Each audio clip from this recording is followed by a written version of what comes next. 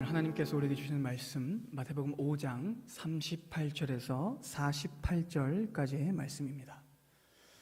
마태복음 5장 38절로 48절까지의 말씀입니다. 제가 봉독하겠습니다.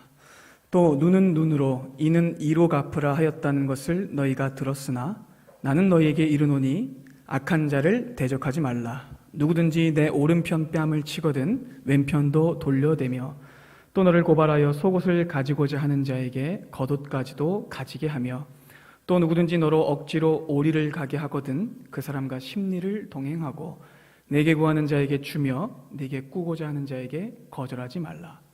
또 내 이웃을 사랑하고 내 원수를 미워하라 하였다는 것을 너희가 들었으나 나는 너희에게 이르노니 너희 원수를 사랑하며 너희를 박해하는 자를 위하여 기도하라.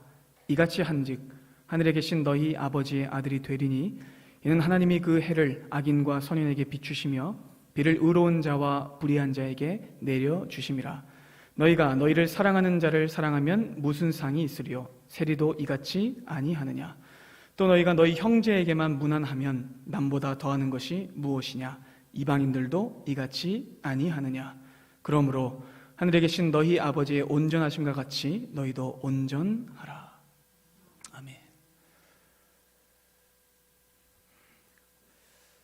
예수께서 이 땅에 오셔서 하신 일 중에 가장 중심이 되는 사역은 하나님의 말씀을 전하시는 일이었습니다. 그리고 여러분, 바로 여기서 질문이 생겨납니다. 왜 예수님은 하나님의 말씀을 전하셨을까요? 이미 당시 유대 땅에는 수많은 율법 선생들이 이미 가르치고 있었는데 말이죠. 종파도 얼마나 많았는지 모릅니다. 바리새파, 사두개파, 에세네파, 열심당, 거기다가 서기관들과 각종 랍비들까지 수많은 율법 선생들이 이미 오래도록 구약 율법과 계명을 가르치고 있었는데 말이죠. 그럼에도 예수께서 공생애를 시작하시면서 가장 긴급하게 그리고 가장 집중해서 하신 일이 말씀을 가르치시는 일이었다는 것은 바로 그들의 율법 해석과 말씀 교육이 대단히 잘못되어 있다는 뜻입니다.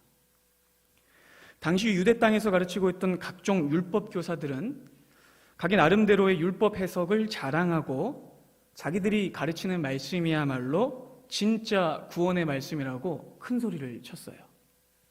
여기가 율법 원조라고, 여기가 원조 주물럭이라고, 우리 집이 3대째 전통 맛집이라고, 그렇게 하면서 자기들이 가르치는 율법이 진짜다라고 하면서 앞다투어 주장했죠.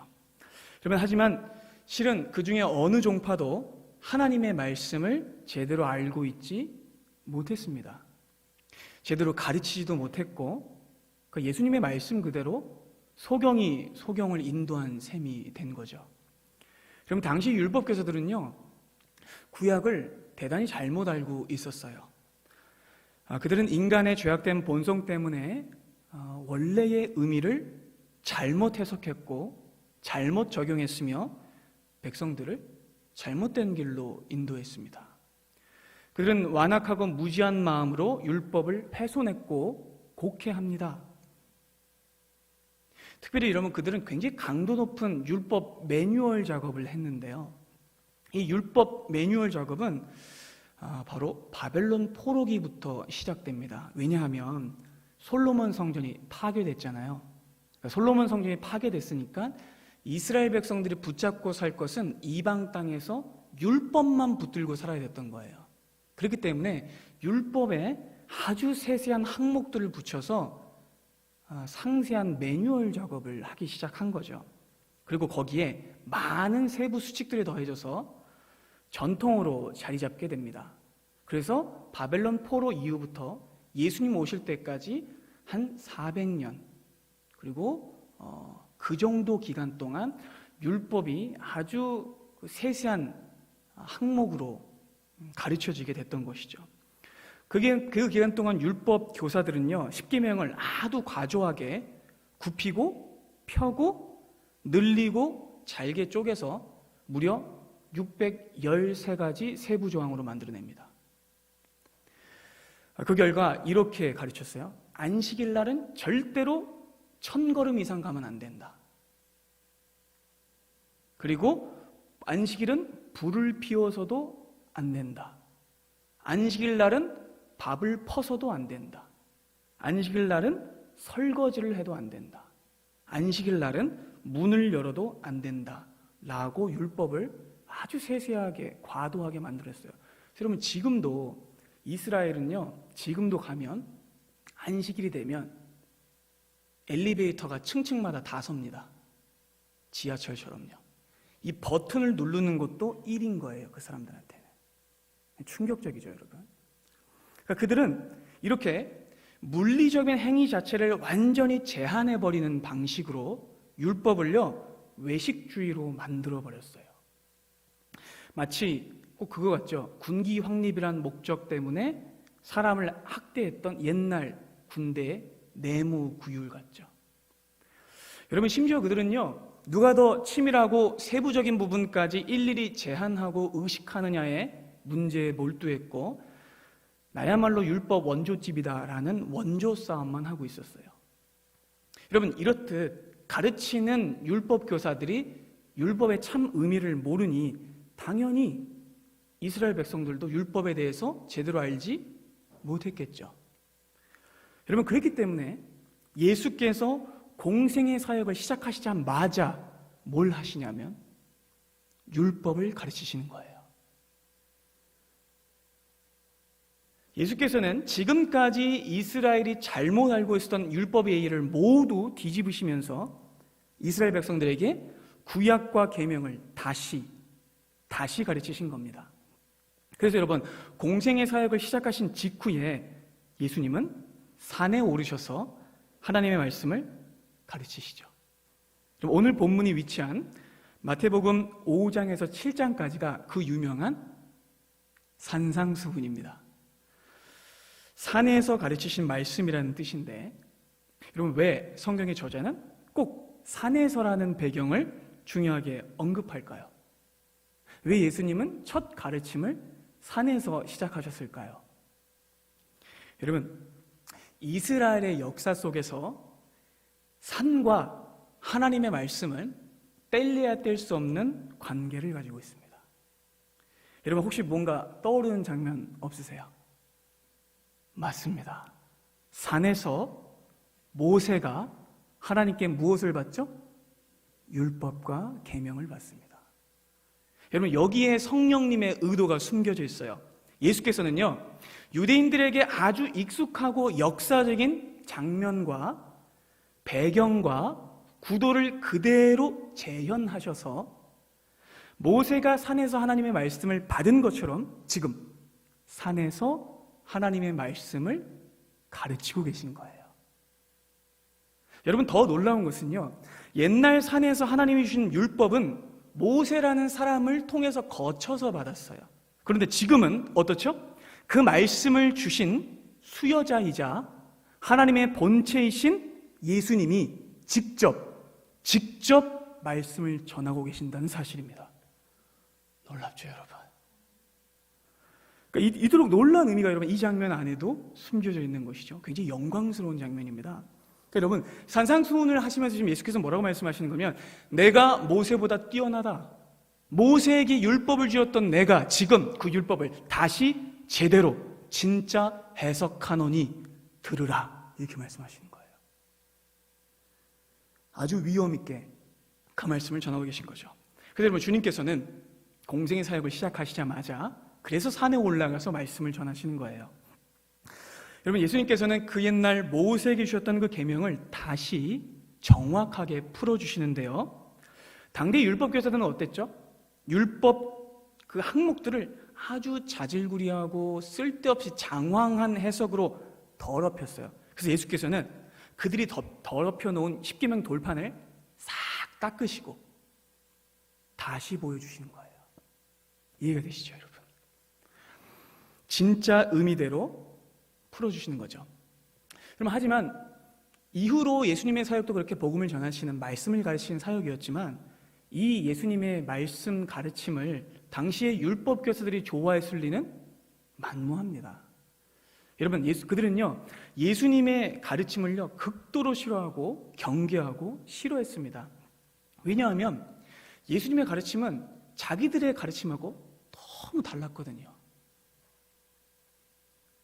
자기들 중에 어느 분파와도 비슷하지 않았고, 자기들 볼 때에는 불경스러운 말들 뿐이었어요. 아니, 예수님이 뭐라고 말씀하시죠? 이 성전을 헐라, 내가 3일 만에 다시 일으키리라. 아니, 그토록 우리가 자랑스럽게 여기는 성전을 무너뜨린다고 그들은 놀랐죠. 그렇게 말씀하시질 않나? 안식일에 손도 안 씻고 밀을 드시지 않나? 안식일에 병자를 고치시지를 않나? 급기야는 절대로 천국에 들어갈 수 없다고 생각하는 천하의 잡놈들인 세리와 창녀들과 함께 밥을 드시는 거예요. 그들은 너무 충격을 받은 겁니다. 그리고 예수님의 가르침은 전부 자기들의 가르침을 부정하는 말씀뿐이었어요. 그리고 심지어 예수님은 자기들을 겁내지도 않아요. 그러니까 당시 율법교사들은요, 열심당이든 바리새인들이든 사두개파든 할 것 없이 예수님을 다 싫어했던 것이죠. 여러분, 예수님은요, 그들의 비난과 증오와 공격하는 명목을 아셨어요. 그들의 오해도 아셨죠. 그래서 여러분, 예수님은요, 본문 앞에 등장한 5장 17절에서 그들의 심령을 간파하시고 이렇게 말씀합니다. 5장 17절입니다. 내가 율법이나 선지자를 폐하러 온 줄로 생각하지 말라. 폐하러 온 것이 아니요 완전하게 하려 함이라. 아멘. 여러분, 아멘 되십니까? 여러분, 이 말씀은요, 앞으로 예수께서 하시는 모든 계명풀이의 전제가 됩니다. 그래서 여러분, 율법교사들은 예수님을 율법 파괴자, 전통 파괴자, 이단아, 족보도 없는 선생 정도로만 인식했지만 아닙니다. 여러분, 예수께서 지금 하신 말씀과 같이 예수님은 율법을 폐하러 오신 분이 아니라 완성하러 오신 분이십니다. 그래서 여러분, 이렇게 말씀하셨죠. 18절입니다. 진실로 너희에게 이르노니 천지가 없어지기 전에는 율법의 1.1획도 결코 없어지지 아니하고 다 이루리라. 아멘. 여러분, 주님께서는 뭐라고 말씀하시냐면 절대로 자신이 율법을 업신여긴 것이 아니고 헛되이 여기는 것이 아니라고 전제하세요. 그리고 여러분, 이 율법은 반드시 다 이루어져야 한다고 말씀하십니다. 자, 그리고 본격적으로 주님께서는 이 10계명을요 다시 해석해 주시는 거예요. 지금까지 오해되었던 그 말씀을. 여러분, 그래서 오늘 본문이 위치해 있는 5장 21절부터 48절까지는요 10계명의 핵심 주제 중에 6가지를 다시 가르치시는 내용이에요. 그래서 살인, 간음, 이혼, 맹세, 보복, 원수사랑, 이러한 6개의 주제에 대해서 다시 가르치세요. 계명의 참 의미를 가르치시고 진짜 율법을 지키는 것이 무엇인지에 대해서 가르치시는 겁니다. 자, 여러분, 이제 예수께서는 본격적으로 이스라엘 백성들의 관성적이고 습관적이고 무비판적으로 지키고 있던 문자주의적인 율법 이해를 바로잡으십니다. 여러분, 그래서 십계명에 대한 이 6가지 가르침은요 패턴이 비슷해요. 먼저는 해당의 율법 조항을 딱 말씀하시고 그 다음으로 너희들은 이렇게 해석했다. 그 다음이고 마지막으로는 그러나 나는 이렇게 말한다. 라는 구조로 되어 있어요. 자, 그럼 여러분 그 구조를 한번 볼까요? 21절입니다. 제가 읽겠습니다. 옛사람에게 말한 바 살인하지 말라. 누구든지 살인하면 심판을 받게 되리라 하였다는 것을 너희가 들었으나 22절입니다. 나는 너희에게 이르노니. 이해가 되시죠, 여러분? 자, 이어서 28절과 32절과 34절에도 그리고 오늘 본문 말씀인 39절과 44절에도 이런 패턴이 계속해서 반복돼요. 여러분, 당시 유대 율법 교사들의 가장 큰 잘못은 말씀을 그냥 문자대로만 지키면 될 거라고 생각한 그 문자주의적 해석이었어요. 여러분, 그들은요, 율법의 진짜 의미는 모르고 문자적인 의미에만 매달린 굉장히 낮은 형태의 율법 이해를 가지고 있었죠. 여러분, 하나님이 우리에게 율법을 주신 이유가 뭘까요? 율법을 우리에게 왜 주신 걸까요? 율법대로 살아야 구원받는다. 그래서 주신 걸까요? 그렇지 않습니다. 이 율법대로 살아야 너 잘 된다. 이 율법대로 살아야 하나님의 자녀다운 삶이다. 그것을 위해서 하나님께서 주신 것이죠. 여러분 생각해 보세요. 이스라엘이 애굽에서 나오게 될 때에 율법을 지키는 사람만 골라서 나오게 된 것이 아니었어요. 이스라엘은 무엇 때문에 그들의 신분이 바뀝니까? 어린 양의 피 때문에 그들의 신분이 바뀝니다. 어린 양의 피로 모두 구속받은 후에 받은 것이 율법이에요. 그 율법은 구원받은 백성이 지키는 게 율법이지 율법을 지켜야 백성이 되는 것이 아닙니다, 여러분. 바로 이해하셔야 됩니다. 근데 여러분, 당시 이스라엘 백성들과 율법 교사들은 어떻게 이해했냐면 하나님이 이렇게 말씀하셨으니까 율법을 그냥 문자 그대로 지켜야 돼. 어기면 저주받을 놈이야 라고 하면서 율법을 문자대로만 해석한 거죠. 그러니까 여러분, 예를 들면 이렇습니다. TV를 좋아하는, TV를 너무 좋아해서 매일 학교 가는 시간과 화장실 가는 시간만 빼고 꼬박 8시간을 TV를 보는 딸이 있었다고 해보죠. 그 딸 이름을 뭘로 할까요? 뭘로 할까요, 이별을? 순이라고 합시다. 순이라는 딸이 있어요. 요즘 이름은 아니지만 순이가 이렇게 맨날 8시간씩 TV를 막 죽도록 보니까 아버지가 특단의 조치를 내립니다. 야, 순이야, 너 앞으로 TV 2시간 이상 절대 못 봐. 만약 어기면 너 용돈 끊고 외출 금지고 TV도 갖다 버릴 거야. 아빠가 호통을 칩니다. 근데 여러분, 이 딸이 순이가 아버지의 성격을 아니까 그날 이후로 TV를 2시간만 보기 시작하는데 타이머를 갖다 놓는 거예요. TV 앞에 타이머를 딱 갖다 놓고 정확히 타이머를 1시간 55분 55초 동안만 맞추는 거예요. 그렇게만 TV를 보는데 심지어 자기가 원하지 않는 TV 광고가 나오면 타이머를 딱 멈추고 TV를 껐다가 한 30초 지나면 타이머를 켜고 TV를 다시 켜고 보는 거예요. 그렇게 하고 정확히 1분 59분 59초만 TV를 봐요. 그러면 아빠가 어떤 마음이 들까요? 야, 그 말이 아니잖아. 여러분, 이거는 우스꽝스러운 예화가 아니에요. 당시 유대인들이 율법을 이런 식으로 지키고 있었어요. 아버지의 마음은 모르고 의도는 모르고 문자주의적인 해석만 했다는 것이죠. 그렇다면 여러분, 유대인들이 지능이 덜 떨어지는 미숙한 민족이었기 때문에 율법을 이렇게 해석한 걸까요? 아닙니다. 여러분, 그들은 우리와 똑같은 죄 있는 인간이었습니다. 여러분, 우리도 그들과 사실은 똑같은 존재들이죠. 오늘날에도 여러분, 사실 구약과 하나님의 말씀에 대한 이해는요, 이것과 크게 다르지 않습니다. 인간은 언제나 율법을 자기 편의적으로 해석하고 율법을 어겼을 때는 어떻게 하죠? 합리화하죠. 율법의 진짜 의미든 묵살한 채 교묘하게 내가 편한 쪽으로 법을 이용해요. 세상 사람들도 그렇게 얘기하죠. 법대로 해. 여러분, 그 말은요, 무식한 말입니다. 법은요, 원래 보호하기 위한 거예요. 보호하기 위해서 법은 주어진 것이지 법이 내 잘남을 증명하기 위해서 주어진 건 아니에요. 여러분, 하나님이 계명을 주신 이유도 너 스스로 선과 악을 판단하고 정의와 불의를 구분할 것이 아니라 내 말씀으로 기준 삼아라. 그 말씀을 해주시기 위해서 하나님은 계명을 주신 것이죠. 그래서 예수께서는 지금까지 너무나 오랜 세월 동안 율법이 오해되었기 때문에 그 율법을 바로잡으시는 거예요. 그리고 여러분, 2000년 전 그들뿐만 아니라 오늘날 우리도 율법을 오해하고 있는데 그런 우리에게도 이 말씀이 너무나 긴급합니다. 여러분, 오늘 본문 말씀인 38절 함께 보실까요?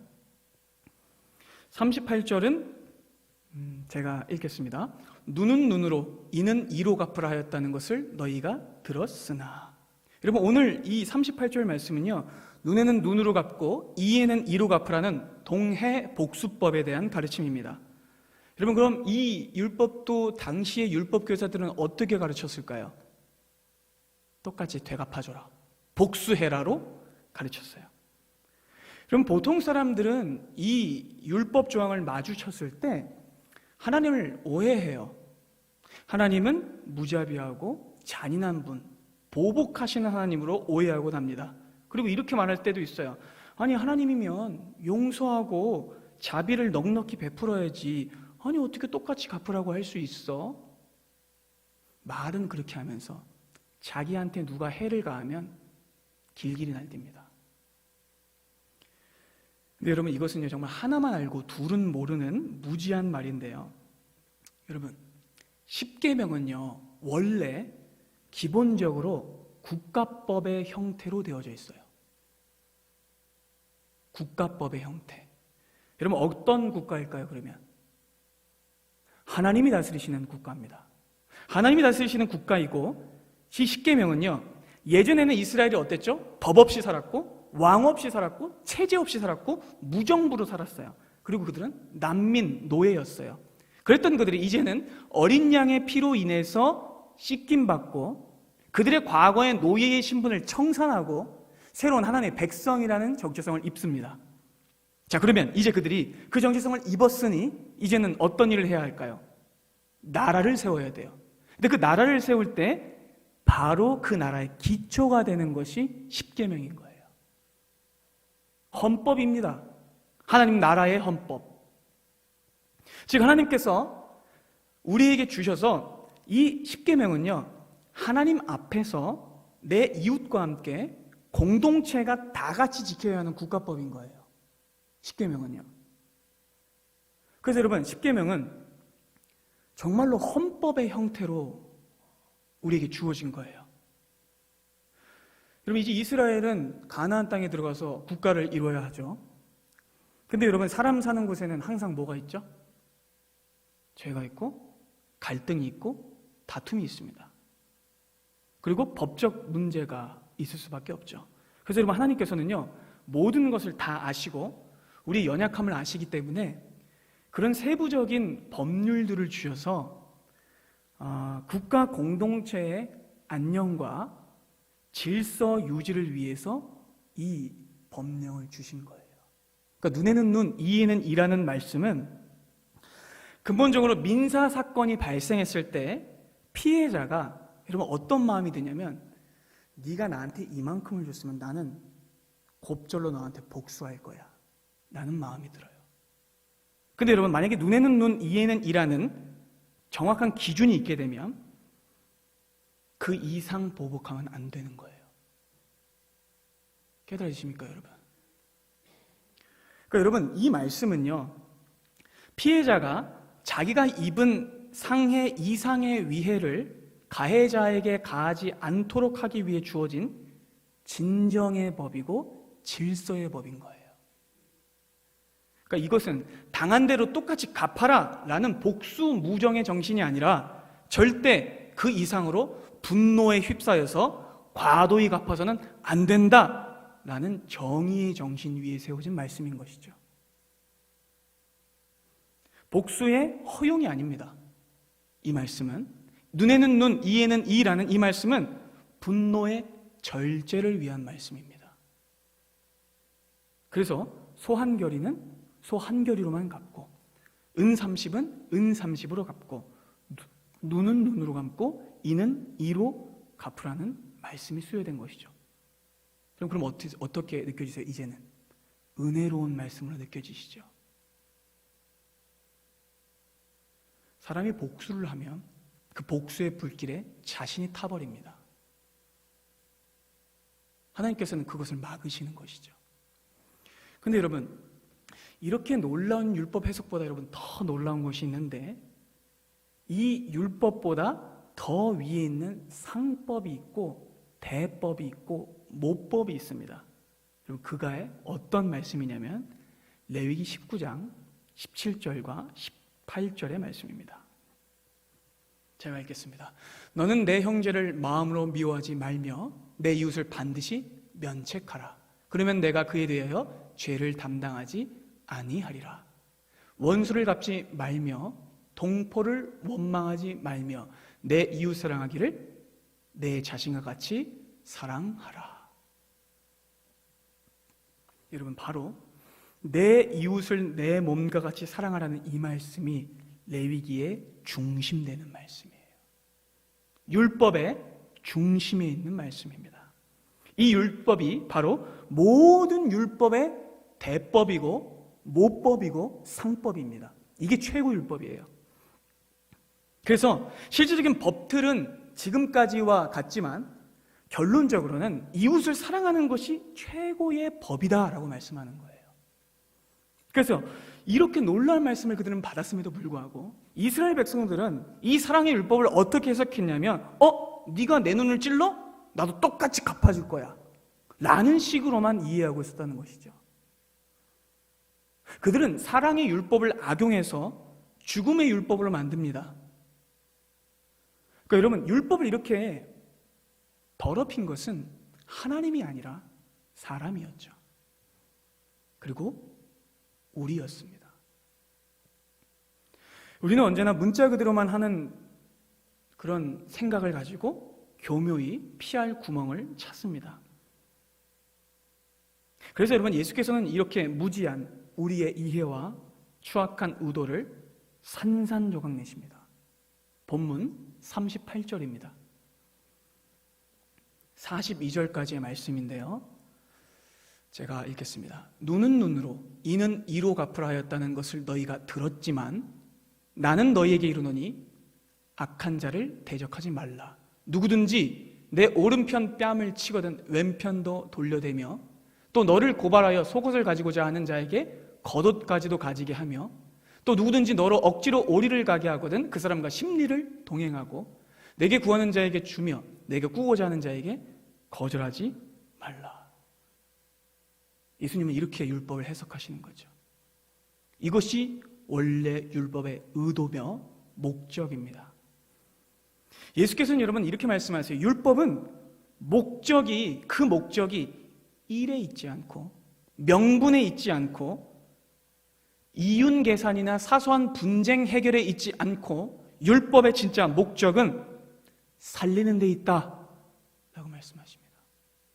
사랑하는 데 있다 라고 말씀하십니다. 위로하는 데 있다 라고 말씀하십니다. 그리고 여러분, 실제로 예수께서는 그렇게 가르치신 대로 행하셨죠. 그런데 여러분, 당시 율법교사들은 어땠다고요? 전부 반대로 가르치고 있었어요. 43절과 44절입니다. 또 내 이웃을 사랑하고 내 원수를 미워하라 했다는 것을 너희가 들었지만 나는 너희에게 이르노니 너희 원수를 사랑하며 너희를 박해하는 자를 위하여 기도하라. 여러분, 혹시 여기서 이상한 점 찾으셨나요? 혹시 내 이웃을 사랑하고 43절 볼까요? 내 원수는, 여러분 이런 말씀 혹시 본 적 있으세요? 성경에서? 내 원수, 이웃은 사랑하고 원수는 미워하라, 그런 말씀 본 적 있으세요? 자, 원구절을 한번 가보겠습니다. 레위기 19장 17절에서 18절입니다. 너는 내 형제를 마음으로 미워하지 말며 내 이웃을 반드시 면책하라. 그러면 내가 그에 대하여 죄를 담당하지 아니하리라. 원수 갚지 말며예요. 자, 그런데 당시의 율법교사들은 뭐라고 가르쳤다고요? 원수를 갚아라 라고 가르쳤다고요. 여러분, 저들은요 말씀을 교묘히 변형시킨 거예요. 그러니까 여러분, 예수께서 분노하신 거예요. 하나님은 이렇게 말씀하지 않으셨는데 당시 율법교사들은 원수 갚아라 라고 가르치고 있었다는 것이죠. 여러분, 이것은요 누가 하는 짓일까요? 마귀가 하는 짓이에요. 왜냐하면 마귀는 언제나 하나님의 말씀을 교묘하게 비틀거든요. 마치 에덴에서의 그 목소리 같습니다. 여러분, 뱀이 여자를 어떻게 속였습니까? 창세기 3장 1절입니다. 그런데 뱀은 여호와 하나님이 지으신 들짐승 중에 가장 간교하니라. 뱀이 여자에게 묻습니다. 하나님이 참으로 너희에게 동산 모든 나무의 열매를 먹지 말라 하시더냐? 이렇게 물어봐요. 근데 이 말을 듣자 여자가 마음이 흔들려요. 이렇게 말하니까 하나님께서 주셨던 은혜는 생각이 안 나고 안 주신 것만 보게 되거든요. 근데 하나님이 이렇게 말씀하지 않으셨어요. 하나님은 주신 게 더 커요. 창세기 2장 16절과 17절입니다. 여호와 하나님이 그 사람에게 명하여 이르시되 동산의 각종 나무 열매는 네가 임의로 다 먹어라. 그러나 선악을 알게 한 나무의 열매만은 먹지 말라. 네가 먹는 날에는 반드시 죽으리라 하시니라. 마귀는 말씀을 교묘하게 비틀어요. 그리고 우리의 본성을 자극해서 안 좋은 쪽만 눈에 가게 해요. 여러분, 이것이 죄죠. 하나님의 말씀을 굽히고 날조하고 왜곡해서 속이는 것. 여러분, 게다가 당시의 율법 교사들은요, 이웃이라는 단어를 아주 극도로 한정시켜 놨어요. 여러분, 이웃이라고 하면은 누가 이웃이 됩니까?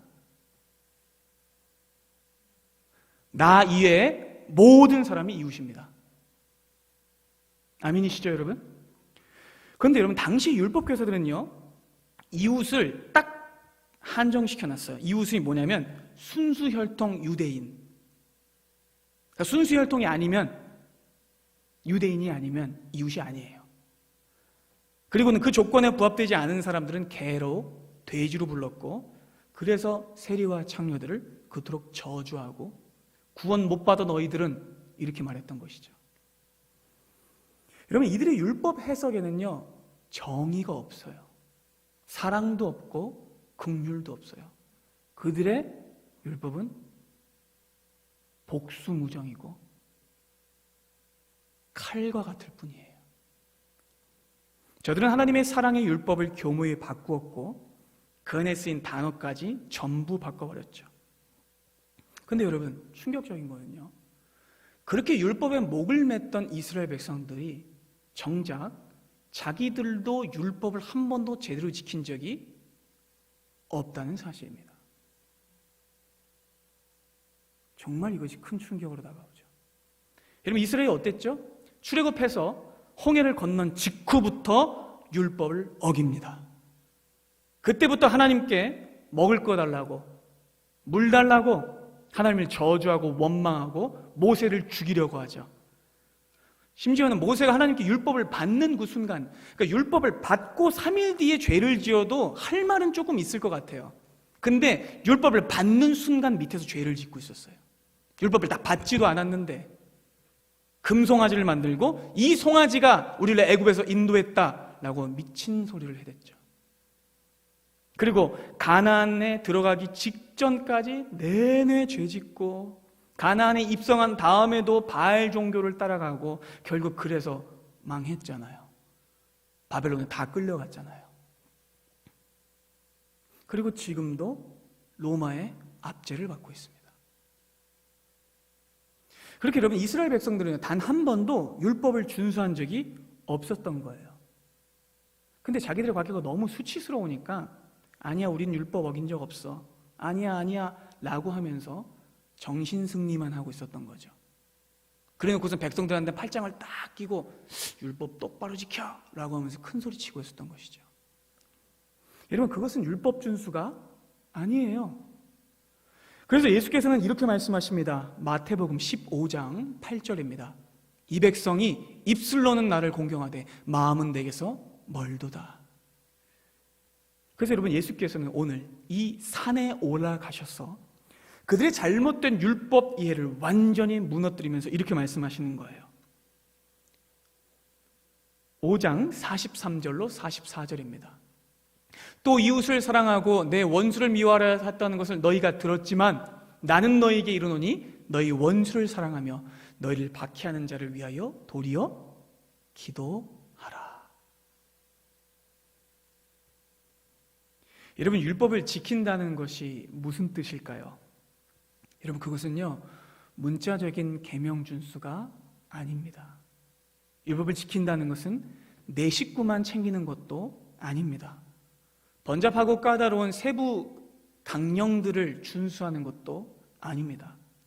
여러분, 율법을 지킨다는 것은 아무런 의도, 아무런 조건도, 아무런 자랑도 하지 않고 본질상 진노의 자녀였던 우리를 용서하신 하나님의 사랑을 그대로 본받아서 나 아닌 모든 사람을 하나님의 사랑으로 사랑하는 것입니다.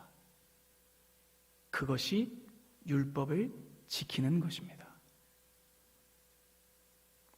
그래서 여러분, 예수께서는 우리가 어느 지점에서 우리를 기만하고 있는지를요, 다 꼼꼼하게 분명하게 지적하시는 거예요. 오늘 말씀의 클라이막스인 5장 46절부터 48절까지의 말씀입니다. 만약 너희가 너희를 사랑하는 자만 사랑하면 무슨 상이 있으리요? 세리도 이같이 아니하느냐? 또 너희가 너희 형제에게만 무난하면 남보다 더하는 것이 무엇이냐?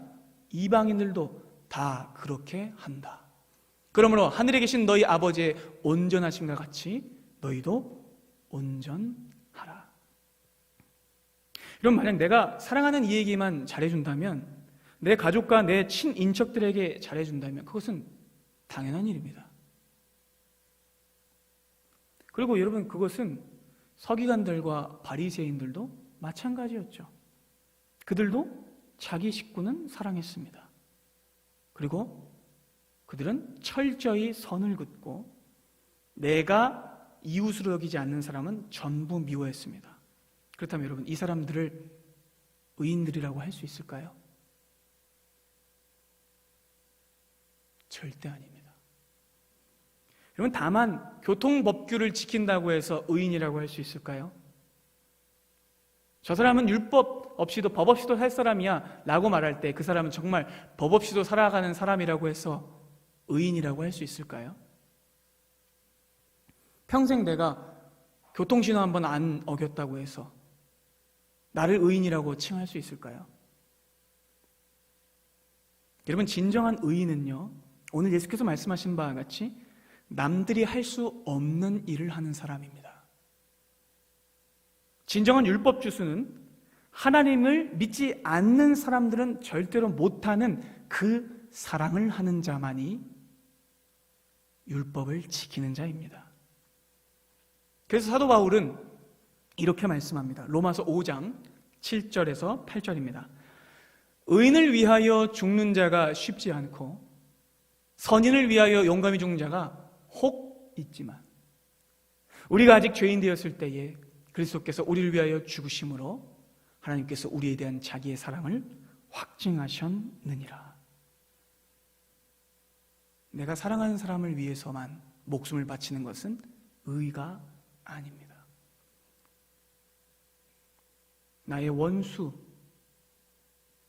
나와 철천지 담을 쌓은 사람을 위해서 사랑을 베풀면 그것이 진짜 의입니다. 서기관들과 바리새인들은요, 하나님의 율법을 잘못 이해했어요. 아전인수로 해석했습니다. 여러분, 그들은요, 정말 세상 사람들보다 뛰어난 것이 하나도 없었어요. 정말 여러분, 하나님의 자녀라면 그들보다 뛰어나야 합니다. 여러분들이 하나님의 자녀라면 세상 사람들보다 뛰어나야 합니다. 어떤 부분에서요? 사랑해서. 세상 사람들보다 뛰어나야 합니다. 그리고 그 분량은 그리스도의 장성한 분량까지입니다. 그 너비와 길이와 높이와 깊이가 어떤지를 깨달아 우리는 하나님의 충만하신 데까지 나아가야 합니다. 어떻게 해요? 예수께서 본을 보이신 것처럼 말입니다. 여러분, 예수께서는 정말로 말씀하신 대로 사셨어요. 자신의 원수를 위하여 생명을 주셨습니다. 자기를 박해하는 자를 위해서 기도하셨고 차별 없이 모든 사람을 끌어안으셨어요. 주님은 세리, 창녀들과 함께 밥을 드셨고 부정하다고 경멸하던 문둥병자를 찾아가서 만져주셨으며 수많은 사회적 약자들과 병자들을 안아주셨고 손가락질 받던 사마리아 여인을 만나주셨으며 그 더러운 배신자 가룟 유다까지 돌이키려고 눈물 흘리셨습니다. 마침내는 자기를 십자가에 못 박는 로마 병정을 위해서도 용서의 기도를 드리셨죠. 그리고 여러분, 이 모든 것은 우리를 위해서 당하신 것이며 우리에게 본을 보이기 위해서 당하신 것입니다. 사랑하는 여러분, 여러분들은 어떠세요? 여러분들의 마음속에 진정한 사랑이 있습니까? 바꿔서 여쭙겠습니다. 여러분 안에 진정한 율법 이해가 있습니까? 율법이란 반드시 지켜야만 천국 갈 수 있는 천국행 티켓이 아닙니다. 내가 의인이라고 착각하게 하는 정신승리의 근거도 아닙니다. 율법이란 구원받은 이가 마땅히 지켜야 하는 아버지의 말씀이며 자녀가 닮아가야 할 아버지의 삶입니다. 그래서 오늘 말씀의 제목이 아버지를 닮은 자녀인 것이죠. 여러분, 여러분들이 가지고 있는 의는 바리새인들과 서기관들의 의보다 혹시 낫습니까? 만약에 그렇지 않다면 천국에 못 들어갈 거예요. 그들의 의보다 높은 의를 여러분은 삶 가운데 보이셔야 합니다. 여러분, 우리가 용서하고 사랑해야 하는 이유는 분명하죠. 우리가 용서받았기 때문입니다. 우리가 사랑받았기 때문입니다. 우리가 원수에서 자녀가 되었기 때문입니다. 여러분, 정말로 놀라운 사실은요, 원래 우리는 속이 좁고 연약하고 비루하고 부박한 존재들이에요. 그러나 우리가 예수님을 믿고 성령을 받게 되면 성령께서 우리의 좁은 마음을 넓히신대요. 로마서 5장 5절입니다. 우리에게 주신 성령으로 말미암아 하나님의 사랑이 우리의 부은 바 됨이니. 우리의 마음은 원래 작지만 하나님의 마음이 우리 안에 부어지면 우리의 마음은 넓어집니다. 성령으로 충만해집니다. 하나님의 말씀을 삶으로 살아나게 됩니다. 여러분, 율법을 이룬다는 것은 무슨 뜻일까요? 나 7번 참았어, 나 잘했지, 이것이 아닙니다. 이만하면 충분하지, 아닙니다. 율법을 이룬다는 것은요, 죽을 때까지 참는 겁니다. 참고 또 참는 것이며 사랑하다가 죽어버리는 게 율법입니다. 여러분, 율법은요, 죽어야만 성취돼요. 내가 죽어야만 사랑이 완성됩니다. 예수께서 어떻게 하셨죠? 죽으셔서 사랑을 완성하셨습니다. 내가 살 때, 내가 자꾸만 튀어나올 때 우리는 사랑에 실패합니다. 그러나 내가 죽을 때 우리는 예수님을 닮아 사랑에 성공할 것입니다. 여러분, 예수께서 죽으심으로 율법이 완성되었죠. 그로 인해 율법의 진정한 의미가 밝혀집니다. 여러분, 우리는 예수 그리스도의 죽으심을 통해 율법을 다시 봅니다. 본래의 뜻 그대로의 율법이죠. 율법의 완성은 사랑입니다. 사도 바울은 로마서 13장에서 이렇게 말씀합니다. 피차 사랑의 빛 외에는 아무에게도 아무 빛도 지지 말라. 남을 사랑하는 자는 율법을 다 이루었느니라. 간음하지 말라, 살인하지 말라, 도둑질하지 말라, 탐내지 말라 한 것과 그 외에 다른 계명이 있을지라도 내 이웃을 내 자신과 같이 사랑하라 하신 그 말씀 안에 다 들어있느니라. 사랑은 이웃에게 악을 행하지 아니하나니 그러므로 사랑은 율법의 완성이니라. 아멘입니다.